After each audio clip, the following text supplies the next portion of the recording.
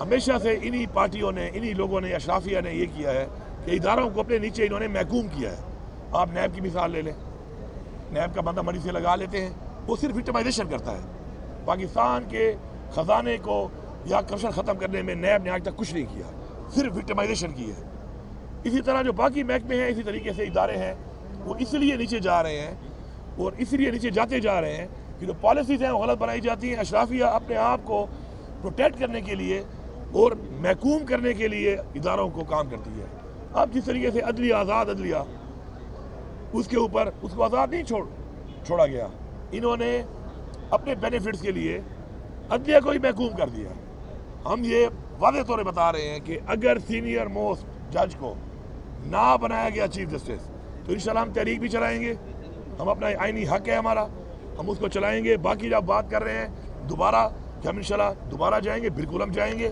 پہلے عمران خان صاحب کے احکامات تھے کہ ہم نے جا کے ڈی چوک کے اوپر احتجاج ریکارڈ کرنا ہے، ہم وہاں پہ پہنچے، ہم نے بتایا کہ فسطائیت، جبر، زور، ہم پرامن طریقے سے ہم نے احتجاج کرنا تھا۔ انہوں نے ہمارے پہ جبر، فسطائیت، جو کچھ کیا راستے میں پوری قوم نے دیکھا ہے۔ اتنے بڑے بڑے کھڈے، container, bullets, straight firing, rubber bullets, 12 bore کے بلیٹس، لوگوں کو زخمی کیا، لیکن جذبے کو کوئی نہیں ہرا سکتا، جذبے کو کوئی شکست نہیں دے سکتا۔ ہم نے کیا، ہم نے بتایا کہ ہم آ سکتے ہیں، اور ہم نے یہ بھی بتایا کہ ہم پرامن ہیں، ہم آگے نہیں گئے، اور ہم نے وہ نہیں کیا جس سے کہ نقصان ہو کسی بھی طرف، کیونکہ اس طرف بھی ہمارے بچے ہیں، ان کو پروٹیکٹ کرنا ہمارا فرض ہے۔ اس طرف بھی چاہے پولیس ہے، چاہے رینجر ہے، چاہے آرمی ہے، وہ بھی ہمارے لوگ ہیں، ہماری قوم کے بچے ہیں۔ لیکن ان کو یہ سوچنا چاہیے فیصلہ سازوں کو کہ یہ اس طریقے سے جو حکومت کی مشینری کو، حکومت کے اداروں کو، حکومت کی فورسز کو نہتے لوگوں پر استعمال کر رہے ہیں، کیا ان کو یہ زیب دیتا ہے؟ کیا پاکستان کے آئین میں گنجائش ہے اس کی؟ تو اگر یہ آئین کو توڑیں گے بار بار اس طریقے سے جبر کر کے سمجھتے ہیں پیچھے ہٹ جائیں گے، پیچھے نہیں ہٹیں گے انشاءاللہ۔ اس دفعہ جو پلان ہو رہا ہے اور جو پلان میں کر رہا ہوں انشاءاللہ، تو پاکستان کے ہر کونے سے، آزاد کشمیر سے اور گلگت بلتستان سے، ہر جگہ سے لوگ نکلیں گے، اور جہاں تک وہ پہنچ سکتے ہیں، جتنا بھی وہ مقابلہ کر کے جہاں تک آگے آ سکتے ہیں وہ آتے جائیں گے، اور جہاں پر بھی رکاوٹ ایسی ہوگی کہ نہیں ٹوٹ سکتی، اس کا وہ مقابلہ کرتے رہیں گے، پیچھے سے اور لوگ آتے رہیں گے۔ انشاءاللہ پورے پاکستان کو ہم بلاک کریں گے۔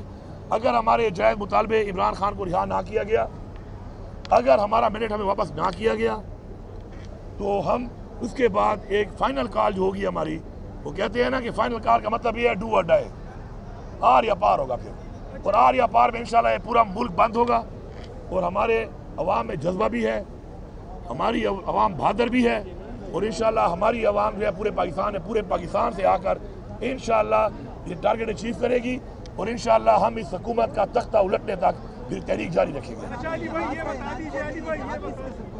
جہاد، آپ نے قرآن نہیں پڑھا؟ جہاد کیا ہوتا ہے؟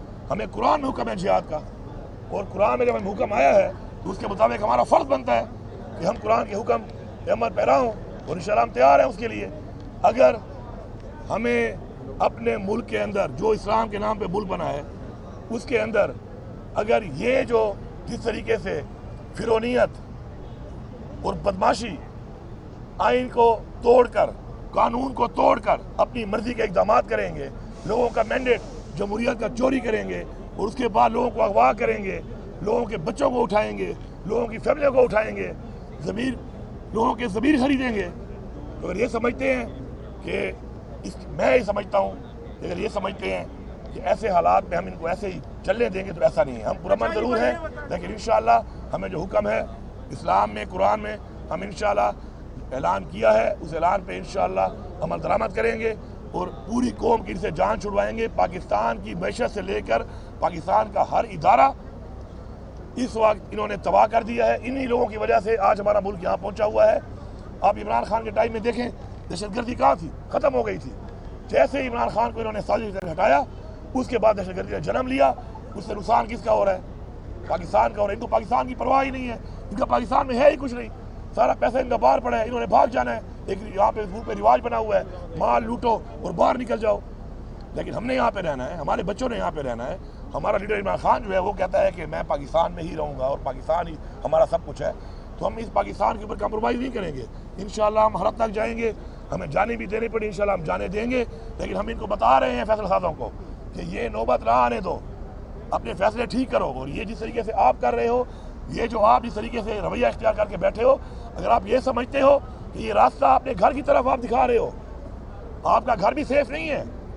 حالات ہمیشہ ایسے نہیں رہتے. ایسی روایات, ایسے حرکات کر کے آپ جو راستہ دکھا رہے ہو, تو یہ راستہ آپ کے گھر کو بھی جاتا ہے, آپ یاد رکھیں. اچھا علی بھائی, یہ بتا دیجئے کہ آپ لوگوں نے مجوزہ آئینی ترمیم کے حوالے سے ووٹ نہیں دیا, تو کہا جا رہا ہے کہ آپ نے ایک طرح سے ان کی حمایت کی ہے. آپ لوگوں نے صرف بائیکاٹ کیے, مخالفت میں ووٹ نہیں ڈالا. تو کہتے ہیں مخالفت پہ ووٹ نہ ڈالنا بھی ایک طرح سے اس آئین کی آپ لوگوں. دیکھیں بات یہ ہے, جب بھی کوئی اس طرح کی ترمیم پاس کی جاتی ہے تو اس کے لیے جو ترمیم پاس کرنے والے ہیں انہوں نے ووٹ پورے کرنے ہوتے ہیں اپنے. انہوں نے 2/3 اپنا پورا کرنا تھا. اور ہمارے تو لوگوں کو جس طرح اغوا کیا جا رہا تھا, اور جو حالات بنے ہوئے تھے, ہم نے تو اپنے لوگوں کو پروٹیکٹ کیا ہوا تھا, کیونکہ ان کو اغوا کر رہے تھے, ان کے پیچھے پڑے ہوئے تھے, ان کو غائب کر. ابھی بھی ہمارے بہت سے لوگ غائب ہیں. تو اس میں بندے چونکہ انہوں نے پورے کرنے ہوتے ہیں, اور وہ چاہے وہ کانفیڈنس کا ووٹ ہو, نو کانفیڈنس کا ہو, یا کوئی بھی اس طرح کی ترمیم ہو, تو اس میں ووٹنگ ان کی میٹر کرتی ہے جنہیں ترمیم پاس کرنی ہوتی ہے. باقی میں ویسے بھی پوری قوم کو بتا دوں ایک بات, کہ اچھا ہے کہ مشکل حالات ہمارے پہ آ گئے, تاکہ پتہ چلے, مشکل حالات میں پتہ چلتا ہے کہ نسلی کون ہے اور اصلی کون ہے, اور بے نسل کون ہے. تو اچھی بات ہے, یہ کوئی بہانہ نہیں ہے. میرے پہ سختی تھی, بزدلی اور غداری. جب آپ نے چھرا گھوم دیا اپنے لیڈر عمران خان کی کمر میں, تو آپ ایک ہی زمرے میں آتے ہیں.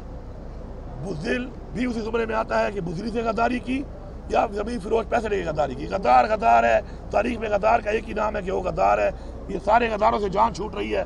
اب ہمارے پاس نکھرے ہوئے, وہ کہتے ہیں نا, چھڑے ہوئے بندے انشاءاللہ نکل کے آ رہے ہیں, چاہے ہماری لیڈرشپ میں ہے, چاہے ہمارے سپورٹرز ہیں, ووٹرز ہیں, ہماری یوتھ ہے. اور ویسے بھی ہماری تو یہی پالیسی ہے کہ ہم نے اپنی اس یوتھ میں وہ لوگ آگے لے کے آنا ہے کہ جن میں وہ جذبہ اور نظریہ ہے کہ وہ پاکستان کو ٹھیک کریں. تو اچھی بات ہے, یہ روایتی لوگوں سے, یہ غداروں سے, زمین فروشوں سے جان چھوٹ رہی ہے. یوتھ کو موقع ملے گا, ینگ لوگوں کو موقع ملے گا. اس بہادری کے ساتھ وہ آگے آ کے لیڈرشپ ان میں آئے گی, وہ اپنے آپ کو ثابت کریں گے کہ وہ لیڈرشپ کے قابل ہیں, اور وہ لیڈر بنیں گے انشاءاللہ, اور وہی پاکستان کو ٹھیک کریں گے. Thank you.